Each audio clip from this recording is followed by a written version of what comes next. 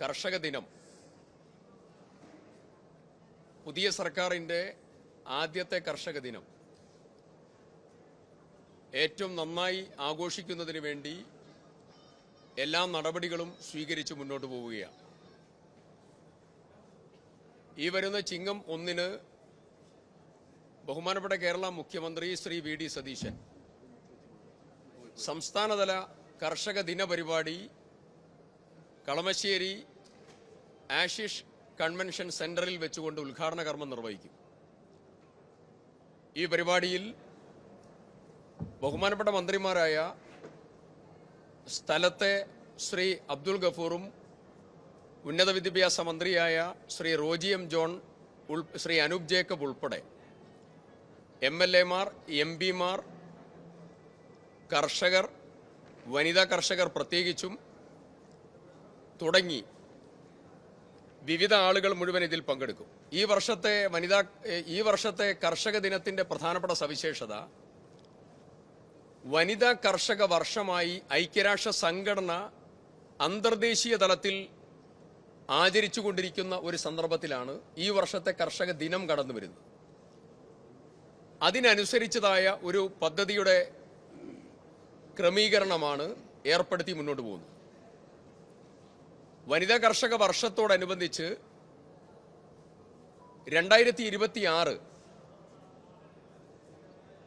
UDF സർക്കാർ കൃഷി സഖി എന്ന പേരിൽ പ്രത്യേകമായ ഒരു പദ്ധതി തന്നെ ആവിഷ്കരിച്ച് ബഡ്ജറ്റിൽ 350 ലക്ഷം രൂപ അതിനുവേണ്ടി മാറ്റിവെച്ചിട്ടുണ്ട്.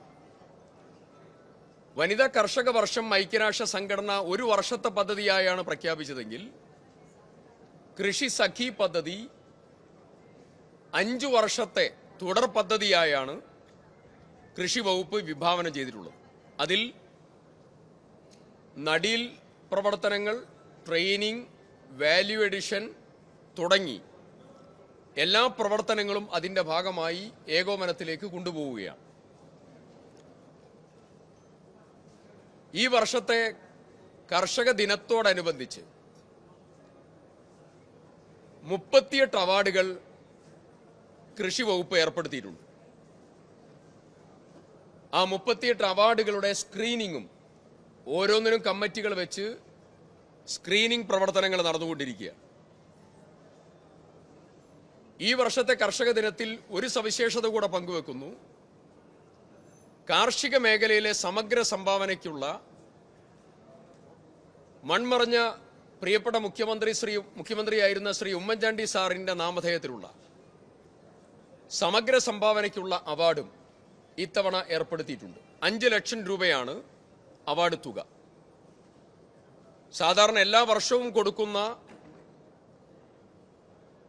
മുൻ മുഖ്യമന്ത്രി ശ്രീ PKV-യുടെ നാമധേയത്തിലുള്ള അവാർഡും മുൻ കൃഷിമന്ത്രി VV രാഘവൻ സാറിന്റെ നാമധേയത്തിലുള്ള അവാർഡിന്റെയും തുടർച്ച എന്നുള്ള രീതിയിലാണ് സമഗ്ര സംഭാവനയ്ക്കുള്ള അവാർഡ് ഇത്തവണ ഏർപ്പെടുത്തിയിരിക്കുന്നത്.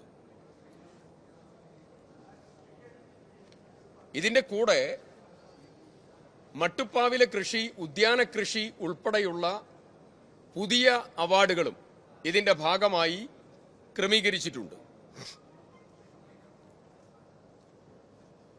കർഷക ദിനത്തിന്റെ സംസ്ഥാനതല പരിപാടി എറണാകുളത്ത് ഇവിടെ വെച്ചുകൊണ്ട് നടക്കുന്നതുകൊണ്ട് എറണാകുളം ജില്ലയിലെ കൃഷിഭവനുകളുടെയും തദ്ദേശ സ്വയംഭരണ സ്ഥാപനങ്ങളുടെയും നേതൃത്വത്തിലുള്ള കർഷക ദിന പരിപാടികൾ വൈകുന്നേരമാണ്, ഉച്ചയ്ക്ക് ശേഷമാണ് നടക്കുന്നത്. മറ്റെല്ലാ കൃഷിഭവനുകൾ കേന്ദ്രീകരിച്ചും ലോക്കൽ ബോഡികൾ കേന്ദ്രീകരിച്ചും സംയുക്തമായി കർഷകരെ ആദരിക്കാനും വനിതാ കർഷകരെ ഉൾപ്പെടെ ആദരിക്കാനും അതിൻ്റെ ക്ലാസുകളും പരിപാടികളും ഒക്കെയായി എല്ലാ പ്രവർത്തനങ്ങളുടെയും സ്വാഗത സംഘ രൂപീകരണങ്ങളും എല്ലാം കഴിഞ്ഞ് പൂർത്തീകരിച്ച് മുന്നോട്ട് പോവുകയാണ്. ഈ വർഷത്തെ ഓണത്തോടനുബന്ധിച്ച് ഓണത്തിനൊരുക്കാം വിളവിന്റെ വിസ്മയം എന്ന പദ്ധതിയിലൂടെ നേരത്തെ ആവിഷ്കരിച്ചു. അതിൽ പച്ചക്കറികളുടെയും പൂക്കളുടെയും ഉൽപാദനത്തിന് പ്രത്യേക പ്രാധാന്യം കൊടുത്തുള്ള ഒരു പദ്ധതി ഇത്തവണ ആവിഷ്കരിച്ചു. ആ പദ്ധതിയുടെ വിളവെടുപ്പിലേക്ക് തുടർ ദിവസങ്ങളിൽ വിവിധ ജില്ലകളിൽ കടന്നു പോവുകയാണ്. ഒരു പ്രധാനപ്പെട്ട പദ്ധതി നിങ്ങളുമായി പങ്കുവെക്കുന്നു കൃഷി വകുപ്പിന്റെ നേതൃത്വത്തിൽ. അത് യുവത്വം കാർഷിക മേഖലയിൽ നിന്ന് വളരെയധികം പുറകോട്ട് പോയിരിക്കുകയാണ്. അതൊരു പ്രത്യേക സാഹചര്യമാണ് നമ്മൾ നേരിടുന്നത്. സൊസൈറ്റി ഇൻ ടോട്ടൽ ആ പ്രശ്നത്തെ നേരിടുന്നുണ്ട്. ബർത്ത് റേറ്റ് കുറഞ്ഞു, ഡെത്ത് റേറ്റ് കുറഞ്ഞു, ആയുർദൈർഘ്യം കുറഞ്ഞു, ഹൈ ഡെൻസിറ്റി മൈഗ്രേഷൻ ഉണ്ടാകുന്നു, നെഗറ്റീവ് പോപ്പുലേഷൻ ഗ്രോത്തിലേക്ക് പോകുന്ന ഒരു സൊസൈറ്റി ബിൽഡിങ്ങിലാണ് നമ്മളുള്ളത്. അതിൻ്റെ പ്രഭാവം സാധാരണഗതിക്ക് അപ്പുറം കാർഷിക മേഖലയെ ബാധിച്ചിട്ടുണ്ട്. അത് വീണ്ടെടുക്കാനുള്ള ഒരു വലിയ പ്രവർത്തനത്തിന് കൃഷി വകുപ്പ് നേതൃത്വം കൊടുക്കുകയാണ്. അതിൻ്റെ ഭാഗമായി എല്ലാ സ്കൂളുകളിലും കതിർ കാർഷിക ക്ലബ്ബുകൾ ആരംഭിക്കാനുള്ള തീരുമാനമെടുത്തു. ആ സ്കീം വിദ്യാഭ്യാസ വകുപ്പുമായി ചർച്ച ചെയ്തു. വിദ്യാഭ്യാസ മന്ത്രി ശ്രീ എൻ ഷംസുദ്ദീനും ഞാനും 3 തവണ ഇതുമായി ബന്ധപ്പെട്ടതായ ഉദ്യോഗസ്ഥരുടെ അടക്കം യോഗം വിളിച്ച് എല്ലാ ക്രമീകരണങ്ങളും ആയി. ഈ വർഷം 500 സ്കൂളുകളിൽ കതിർ കാർഷിക ക്ലബിന്റെ പ്രവർത്തനം തുടങ്ങുകയാണ്, ലോഞ്ചിങ് തുടങ്ങുക ഈ വർഷം. അടുത്ത വർഷം കേരളത്തിലെ മുഴുവൻ സ്കൂളുകളിലും സർക്കാർ, എയ്ഡഡ്, സ്വകാര്യ സ്കൂളുകൾ ഉൾപ്പെടെ എല്ലാ സ്കൂളുകളിലും കതിർ കാർഷിക ക്ലബിന്റെ കാർഷിക പ്രവർത്തനങ്ങൾ ആരംഭിക്കും. ഒരു കാര്യം കൂടെ പ്രത്യേകം എടുത്തു പറയുന്നു. കൃഷിയിൽ ഏർപ്പെടുന്ന വിദ്യാർത്ഥികൾക്ക് വെയിറ്റേജ് മാർക്ക് ഒരുപക്ഷെ ഇന്ത്യ രാജ്യത്തെ ചരിത്രത്തിൽ ആദ്യമായിരിക്കും വെയിറ്റേജ് മാർക്ക് കൊടുക്കാനുള്ള തീരുമാനത്തിലേക്ക് ഗവൺമെന്റ് പോവുക. അതിന്റെ ആലോചന നടന്നു. തത്വത്തിൽ ഇൻ പ്രിൻസിപ്പിൾ ആ തീരുമാനം അംഗീകരിച്ചു. അതിനുള്ള നടപടികളിലേക്ക് സർക്കാർ പോവുക. വിദ്യാഭ്യാസ വകുപ്പ് അതിന്റെ നല്ല മെച്ചപ്പെട്ട ഏകോപന പ്രവർത്തനങ്ങൾക്ക് തുടക്കം കുറിച്ചിട്ടുണ്ട്. കതിർ പദ്ധതിയോടൊപ്പം നേരത്തെ സൂചിപ്പിച്ചു കൃഷി സഖി, കതിർ, പിന്നെ അതോടൊപ്പം തന്നെ കേരളത്തിലെ മണ്ണിന്റെ പരിശോധന സാർവത്രികമായി നടക്കുകയും ഫ്ലഡും ഡ്രൗട്ടും രണ്ടും നമ്മൾ അനുഭവിക്കുകയാണ്. ആ പശ്ചാത്തലത്തിൽ മണ്ണിന്റെ മൂലകങ്ങൾ നഷ്ടപ്പെടുന്നത് പ്രധാനപ്പെട്ട പ്രശ്നമാണ്. സാർവത്രികമായ മണ്ണ് പരിശോധന രജിസ്റ്റർ ഡിജിറ്റലായി മുഴുവൻ നടത്തി സൂക്ഷിക്കാനുള്ള ഒരു പദ്ധതിയും കൃഷി വകുപ്പ് ആവിഷ്കരിച്ചിട്ടുണ്ട്. അതും മുന്നോട്ട് പോവുകയാണ്. അപ്പൊ ഈ മൂന്ന് പദ്ധതികൾ നിങ്ങളുമായി ഷെയർ ചെയ്യുന്നു എന്നുള്ളതാണ്. പരമ്പരാഗതമായിട്ടുള്ള കാർഷിക രീതിയും ആധുനിക വിജ്ഞാനങ്ങൾ കാർഷിക മേഖലയിലേത് സമന്വയിപ്പിച്ചു. ഇത് രണ്ടും ഉയർത്തിപ്പിടിക്കുന്ന കാർഷിക സംസ്കാരത്തിനും പ്രവർത്തനത്തിനും കേരളത്തിലെ കൃഷി വകുപ്പ് നേതൃത്വം കൊടുക്കുകയാണ്.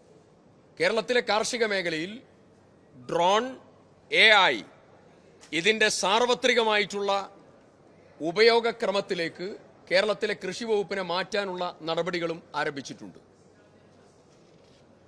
ഇനി മറ്റൊരു പ്രധാനപ്പെട്ട കാര്യം, 17-ാം തീയതിയിലെ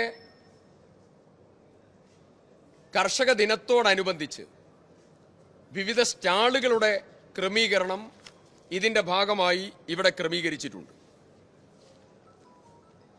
അതിന്റെ വിവിധങ്ങളായിട്ടുള്ള വിഷയങ്ങൾ സമയക്കുറവ് കൊണ്ട് ഡീറ്റെയിൽസ് എഴുതാൻ നിങ്ങൾക്ക് തരുന്ന നോട്ടിൽ അതിന്റെ പ്രതിപാദ്യമുണ്ട്.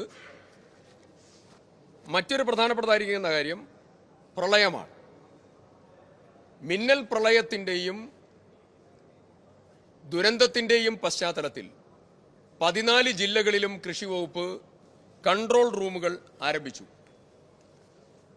ഇതിന്റെ പ്രവർത്തനം ഏറ്റവും നല്ല രീതിയിലുള്ള ഏകോപന പ്രവർത്തനങ്ങൾ വകുപ്പിന്റെ നേതൃത്വത്തിൽ നടന്നുകൊണ്ടിരിക്കുകയാണ്.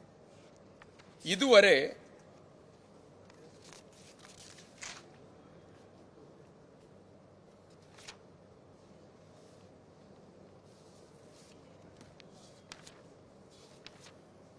$36,829 കർഷകരെ ഇന്നലെ വരെ ഇത് ബാധിച്ചിട്ടുണ്ട്.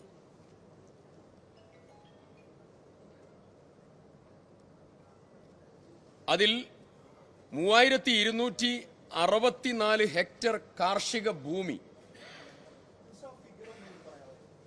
36,829 കർഷകരെ ബാധിച്ചു. 3,264 ഹെക്ടർ കൃഷിഭൂമി ഇതിൽ ബാധിക്കപ്പെട്ടിട്ടുണ്ട്.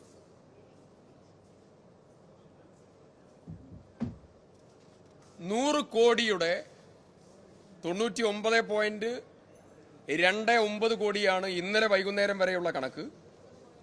99.29 കോടി രൂപയുടെ കാർഷിക നഷ്ടമാണ് ഇതുവരെ ഇന്നലെ വൈകുന്നേരം വരെ റിപ്പോർട്ട് ചെയ്യപ്പെട്ടിട്ടുള്ളത്. ബഹുമാനപ്പെട്ട കേന്ദ്ര കൃഷി വകുപ്പ് മന്ത്രി ശ്രീ ശിവരാജ് സിംഗ് ചൗഹാന് ഇന്നലെ ഞാൻ ഔദ്യോഗികമായി കേരളത്തിലെ കൃഷിനാശം സംബന്ധിച്ച് അദ്ദേഹത്തിന് കത്തെഴുതിയിട്ടുണ്ട്. അടിയന്തരമായിട്ടുള്ള 110 കോടിയുടെ സാമ്പത്തിക സഹായം ആവശ്യപ്പെട്ടുകൊണ്ടാണ് കത്തെഴുതിയത്. 1 വിളനാശമാണ്, 2 ഫ്ലഡ് വന്നു കഴിഞ്ഞാൽ ഉണ്ടാകുന്ന പ്രധാനപ്പെട്ട പ്രശ്നം മണ്ണിന്റെ മൂലകങ്ങൾ നഷ്ടപ്പെടുന്നതാണ്. അപ്പോൾ അത് പുനഃക്രമീകരിക്കാനും പുതിയ കൃഷി ആരംഭിക്കാനും ആവശ്യമായ സൗകര്യങ്ങൾ ചെയ്യുന്നതിന് വേണ്ടിയിട്ടുള്ള 10 കോടി രൂപയുടെ അതുൾപ്പെടെ 110 കോടി രൂപയുടെ സഹായം ആവശ്യപ്പെട്ടുകൊണ്ടാണ് കേന്ദ്ര കൃഷി മന്ത്രിക്ക് ഇതുമായി ബന്ധപ്പെട്ടുകൊണ്ട് കത്ത് നൽകിയിട്ടുള്ളത്. മറ്റൊരു പ്രധാനപ്പെട്ടതായിരിക്കുന്ന കാര്യം, ഈ വരുന്ന ഞായറാഴ്ച ഇപ്പോൾ ചില ഇടങ്ങളിൽ സന്ദർശിച്ചുകൊണ്ടിരിക്കുകയാണ്. കൃഷിനാശം സംഭവിച്ച സ്ഥലത്ത് സന്ദർശിച്ചുകൊണ്ടിരിക്കുകയാണ്. വ്യാപകമായ കൃഷിനാശം സംഭവിച്ച കുട്ടനാട് ഏരിയയിൽ വരുന്ന ഞായറാഴ്ച കൃഷിമന്ത്രി എന്ന രീതിയിൽ നേരിട്ട് സന്ദർശിക്കുക. ആലപ്പുഴയിൽ അവലോകന യോഗം ഉൾപ്പെടെ അതിന്റെ ഭാഗമായി ക്രമീകരിച്ചിട്ടുണ്ട്. അത് കഴിഞ്ഞ് മറ്റന്നാൾ തിങ്കളാഴ്ച കേരളത്തിലെ ധനകാര്യ സ്ഥാപനങ്ങളുടെ സഹകരണ ബാങ്കുകൾ, നാഷണലൈസ്ഡ് ബാങ്കുകൾ ഉൾപ്പെടെയുള്ള ബാങ്കുകളുടെ വിവിധ സർക്കാർ അഗ്രികൾച്ചറൽ ഡിപ്പാർട്ട്മെന്റിന്റെയും ധനകാര്യ വകുപ്പിന്റെയും വിവിധ ഏജൻസീസിന്റെ പ്രത്യേക യോഗം വിളിച്ചിരിക്കുകയാണ്. അതിൽ സഹകരണ മന്ത്രിയും ഞാനും അതിൽ പങ്കെടുക്കും. ആ മീറ്റിംഗിന്റെ പർപ്പസ് നഷ്ടം വന്നതായിരിക്കുന്ന കർഷകർക്ക് കാർഷിക വൃത്തി മുന്നോട്ട് കൊണ്ടുപോകാനുള്ള പ്രത്യേക സാമ്പത്തിക സൗകര്യം ഏർപ്പെടുത്തുന്നതിന് വേണ്ടിയുള്ള ഒരു പുതിയ മൂവ്മെന്റ് ആരംഭിക്കാൻ വേണ്ടിയാണ്. അതിനു വേണ്ടിയിട്ടുള്ള ഒരു തുടക്കം അന്നത്തെ മീറ്റിംഗോടുകൂടി ആരംഭിക്കണം എന്നുള്ളതാണ് ആഗ്രഹിക്കുന്നത്. ആ മീറ്റിംഗിന് ശേഷം അതിന്റെ തീരുമാനങ്ങൾ നിങ്ങളുമായി പങ്കുവയ്ക്കും.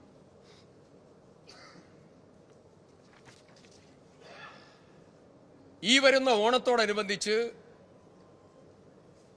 പച്ചക്കറികളുടെ വില വർദ്ധിക്കാതിരിക്കാൻ 2000 ചന്തകൾക്ക് നേതൃത്വം കൊടുക്കാൻ കൃഷി വകുപ്പ് തീരുമാനിച്ചു. ഹോർട്ടികോർപ്പും VFPCKയും വഴിയായി 2000 ഓണച്ചന്തകൾ നടത്താൻ വേണ്ടി തീരുമാനമെടുത്തു. അതിനുവേണ്ടി മാർക്കറ്റിൽ ഇടപെടുന്നതിന് വേണ്ടി 20 കോടി രൂപ നിലവിൽ അതിന്റെ പ്രവർത്തനങ്ങൾക്ക് വേണ്ടി മാറ്റിവെക്കുകയാണ്. ധനകാര്യ വകുപ്പ് മന്ത്രി കൂടിയായിട്ടുള്ള മുഖ്യമന്ത്രി ആ കാര്യത്തിൽ പ്രത്യേകമായിട്ടുള്ള ഇടപെടൽ അദ്ദേഹം നടത്തിയിട്ടുണ്ട്. മറ്റൊരു പ്രധാനപ്പെട്ട കാര്യം നിങ്ങളുമായി പങ്കുവയ്ക്കാനുള്ളത്, ദീർഘകാലത്തിന് ശേഷം പ്രളയം ഉൾപ്പെടെയുള്ള പ്രകൃതിക്ഷോഭത്തിൽ വിളകൾ നഷ്ടപ്പെടുമ്പോൾ ആ വിളകൾക്ക് കിട്ടുന്നതായ നഷ്ടപരിഹാര തുക 25% വർദ്ധിപ്പിക്കാൻ ക്യാബിനറ്റ് മീറ്റിംഗിൽ തീരുമാനമെടുത്തു. പ്രിയപ്പെട്ട റോജി മിനിസ്റ്ററും അബ്ദുൽ ഗഫൂർ മിനിസ്റ്ററും ഇവിടെയുണ്ട്. കാർഷിക വിളകൾക്കുണ്ടാകുന്ന നഷ്ടം കൂടുതൽ സൗകര്യത്തോടുകൂടി അവർക്ക് സൗകര്യം ചെയ്യാനുള്ള നടപടികളും ഗവൺമെന്റ് സ്വീകരിച്ചു. 17-ാം തീയതിയിലെ ചിങ്ങം 1 പ്രവർത്തനം നന്നായി നടക്കുന്നു. അതിൽ നിങ്ങളെയൊക്കെ പ്രത്യേകം ക്ഷണിക്കുകയാണ്. ആ പരിപാടി വിജയിപ്പിക്കുന്നതിൽ മാധ്യമപ്രവർത്തകരുടെ എല്ലാവരുടെയും പിന്തുണയുണ്ടാകണം എന്നുള്ളത് പ്രത്യേകം പറയുന്നു. എനിക്ക് ഇവിടെ നിന്ന് ലഭ്യമായിട്ടുള്ള അറിവ് എറണാകുളം ജില്ലയിൽ ആദ്യമായിട്ടാണ് ചിങ്ങം 1 നടക്കുന്നത് അടുത്ത കാലത്തൊന്നും നടന്നതായി പറഞ്ഞിട്ടില്ല. ആദ്യമായി നടക്കുകയാണ്. മുഖ്യമന്ത്രി ഉദ്ഘാടനം ചെയ്യുന്നു. ഐക്യരാഷ്ട്ര സംഘടനയുടെ വനിതാ കർഷക വർഷത്തിലാണ് ഇത് നടക്കുന്നത്. വനിതകൾക്ക് വേണ്ടിയിട്ടുള്ള കൃഷി സഖി പദ്ധതി അടക്കം ഇംപ്ലിമെന്റ് ചെയ്യാൻ ആരംഭിച്ചതായിരിക്കുന്ന ഒരു വർഷമാണിത്. അതുകൊണ്ട് തന്നെ ഈ പരിപാടി ഏറ്റവും നന്നായി നടത്താൻ വേണ്ടിയിട്ടുള്ള സ്വാഗത സംഘവും അതിന്റെ ക്രമീകരണങ്ങളും എല്ലാം നടന്നു വരികയാണ്. രാവിലെ 10 മണിക്ക് ഇവിടെ വെച്ച് കൃഷിഭൂമിയുടെ പുനഃക്രമീകരണം വയനാട് ഡിസാസ്റ്ററുമായി ബന്ധപ്പെട്ടുകൊണ്ട് അവിടെ നടന്നുകൊണ്ടിരിക്കുകയാണ്. അതൊരു സെപ്പറേറ്റ് സ്കീമായിട്ട് അവിടെ നടന്നുകൊണ്ടിരിക്കുകയാണ്. ആ കൃഷിഭൂമി പുനഃക്രമീകരിച്ച് കൃഷിയോഗ്യമാക്കി മാറ്റാനുള്ള സ്കീമാണത്. ഇപ്പോൾ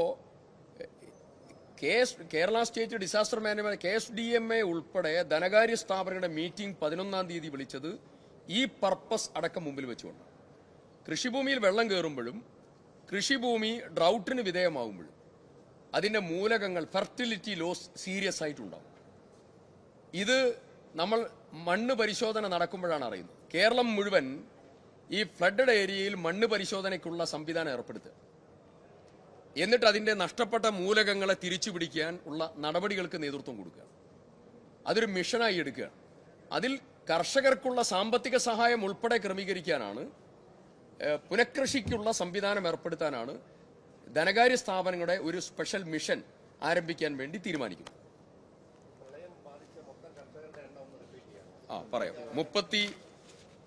36,829 പ്രാഥമിക കണക്കാണ്. ഈ കണക്ക് കൂടുകയുള്ളൂ എന്നുള്ളതാണ് കൃഷി വകുപ്പിന്റെ നിരീക്ഷണം. അതിന്റെ ആദ്യ ഫസ്റ്റ് സ്റ്റെപ്പ് FIR രജിസ്റ്റർ ചെയ്യും ഞങ്ങൾ, ഫസ്റ്റ് ഇൻഫർമേഷൻ. അതിനുശേഷം ഫീൽഡ് വെരിഫിക്കേഷൻ ഉണ്ട്. ആ ഫീൽഡ് വെരിഫിക്കേഷൻ നടന്നതിന് ശേഷം അതിന്റെ കൃത്യത ഉറപ്പുവരുത്തും. ആ കൃത്യത ഉറപ്പുവരുത്തി എയിംസ് പോർട്ടലിൽ ഇത് അപ്ലോഡ് ചെയ്ത് വിളകളുടെ നഷ്ടപരിഹാര സ്കീമിലേക്ക് ഇത് അറ്റാച്ച് ചെയ്യും. അതാണ് സാധാരണ. ഏതാ? കൃഷിഭവനിൽ അറിയിച്ചാൽ മതി. മൂന്നാഴ്ച സമയമെടുക്കാം. ആ 3 ആഴ്ച സമയം എടുക്കേണ്ടതില്ല. ഏത് സമയത്ത് വേണമെങ്കിലും അവർക്കത് റിപ്പോർട്ട് ചെയ്യും. ടീം വന്ന് പരിശോധിക്കും. നമ്മളത് മെച്ചപ്പെടുത്താൻ വേണ്ടി ആലോചിക്കുകയാണ് പെട്ടെന്ന് തന്നെ. അപ്പം KSDMAയെയും ധനകാര്യ സ്ഥാപനങ്ങളെയും ഇതിലൊരു ഏകോപനം നടത്തും. സെൻട്രൽ ഗവൺമെന്റ് അസിസ്റ്റൻസും നമ്മൾ ആദ്യം തന്നെ സെൻട്രൽ ഗവൺമെന്റ് അസിസ്റ്റൻസും തേടി. അപ്പൊ ഇതിലൊരു ഏകോപനം നടക്കും. ഇപ്പൊ ഞാൻ പറയാം, അതിലൊരു ആ ചോദ്യത്തിനൊരു പ്രസക്തിയുണ്ട്. എന്റെ ഓർമ്മ ശരിയാണെങ്കിൽ 2022 മുതലുള്ള പ്രകൃതിക്ഷോഭത്തിന്റെ നഷ്ടപരിഹാര തുക പെൻഡിംഗ് ആയിട്ടുണ്ട്. വളരെ സീരിയസ് ആയിട്ടുള്ള പെൻഡിംഗ് ഉണ്ട്. അപ്പൊ ആ പെൻഡിംഗ് ഇനി തുടർന്ന് അങ്ങോട്ട് ബുദ്ധിമുട്ടില്ലാതെ പോകാനുള്ള സീരിയസ് ആയ നടപടികൾ ആലോചിക്കുക. ഉടനെ തന്നെ പ്രതീക്ഷിക്കുക.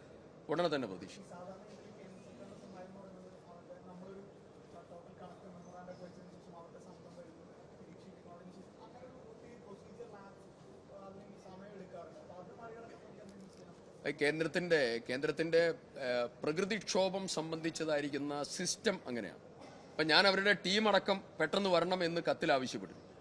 അപ്പൊ ആ ടീം വന്ന് ഫിസിക്കൽ വെരിഫിക്കേഷൻ ചിലയിടങ്ങളിൽ സാമ്പിൾ സ്ഥലങ്ങളിൽ നമ്മൾ പറഞ്ഞിരിക്കുന്നത് ആലപ്പുഴ ജില്ല, കുട്ടനാട്, വയനാട്, പത്തനംതിട്ട ഉൾപ്പെടെയുള്ള ജില്ലകൾ, കോട്ടയം ഉൾപ്പെടെ വരണമെന്നാണ് നമ്മൾ ആവശ്യപ്പെട്ടിട്ടുള്ളത്. അപ്പോൾ വന്നു കഴിഞ്ഞാൽ അവർക്ക് നേരിട്ട് ബോധ്യപ്പെടും. അപ്പോൾ അതിനുവേണ്ടി പെട്ടെന്ന് സംഘത്തെ അയക്കണം എന്നുള്ളതാണ് ആവശ്യപ്പെട്ടത്. കേന്ദ്രം അത് സീരിയസ് ആയി എടുക്കുമെന്നാണ് പ്രതീക്ഷിക്കുന്നത്. ഏതാ? കേന്ദ്ര സഹായം ലഭ്യമാകുന്നതിന് മുമ്പ് അതെല്ലാം ആലോചിക്കുക. ഏതൊക്കെ രീതിയിൽ കർഷകരെ ബാക്ക് ചെയ്യാൻ പറ്റുമോ ആ കാര്യങ്ങൾ, പുനർനടിയിൽ ഉൾപ്പെടെ ഇത്തരം സാഹചര്യത്തിൽ ഏർപ്പെട്ടിരിക്കുന്ന കർഷകരുടെ ലോണുമായി ബന്ധപ്പെട്ടതായിരിക്കുന്ന കാര്യം ഉൾപ്പെടെ എല്ലാം ആലോചിക്കുന്നതിന് വേണ്ടിയാണ്, പുതിയ ലോണിനെ കുറിച്ച് ആലോചിക്കാനൊക്കെ വേണ്ടിയാണ് ധനകാര്യ സ്ഥാപനങ്ങളുടെ യോഗം. അത് ആദ്യത്തെ ഒരു ഇനീഷ്യേറ്റീവാണ്. ഇത്തരം സാഹചര്യത്തിൽ ഇതിനു മുമ്പ് അങ്ങനെ നടന്നിട്ടില്ല. ആദ്യത്തെ ഇനീഷ്യേറ്റീവ്. ഓ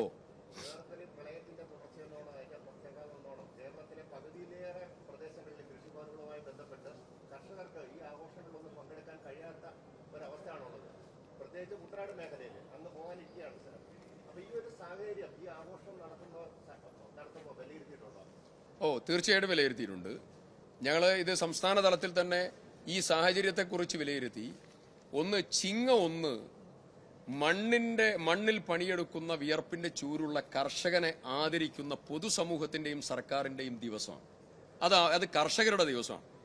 ആ ദിവസം നമ്മൾ കർഷകരെ ആദരിക്കുന്ന പരിപാടിയിൽ നിന്ന് ഒരു കാരണവശാലും പുറകോട്ട് പോകാൻ പറ്റില്ല. പ്രളയത്തിന്റെ സാന്ദ്രതയും ബുദ്ധിമുട്ടും 17-ാം തീയതിയൊക്കെ ആകുമ്പോഴത്തേക്ക് നോർമലൈസ് ചെയ്യപ്പെടും എന്നാണ് പ്രതീക്ഷിക്കുന്നത്.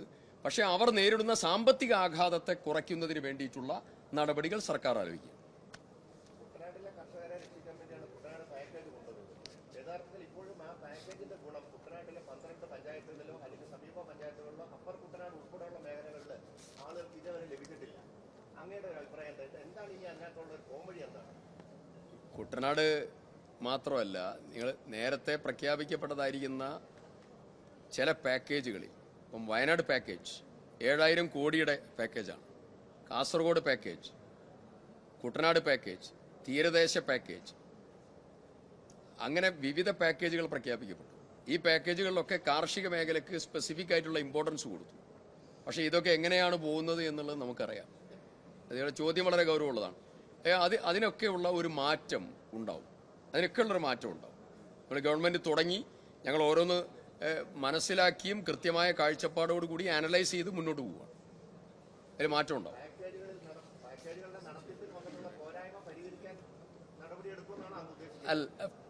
ഞാൻ പറയാം, 7000 കോടിയുടെ വയനാട് പാക്കേജിന് ഒരു വർഷം 50 കോടിയും 70 കോടിയും വെച്ചാൽ എത്ര വർഷം എടുക്കും ഇത് കഴിയാൻ? 100 കൊല്ലം കൊണ്ട് പാക്കേജ് പൂർത്തിയാവും. 100 കൊല്ലം കൊണ്ട് പാക്കേജ് പൂർത്തിയാവില്ല. അപ്പോൾ ഇതുപോലെയുള്ള പ്രശ്നങ്ങൾ പലതിലും വന്നിട്ടുണ്ട്. അതിനെ കൃത്യമായി വിലയിരുത്തുന്നുണ്ട്, മുഖ്യമന്ത്രി വിലയിരുത്തുന്നുണ്ട്, ഞങ്ങൾ വിലയിരുത്തുന്നുണ്ട്. അതിനുള്ളതായ പോംവഴികൾ ആരായും.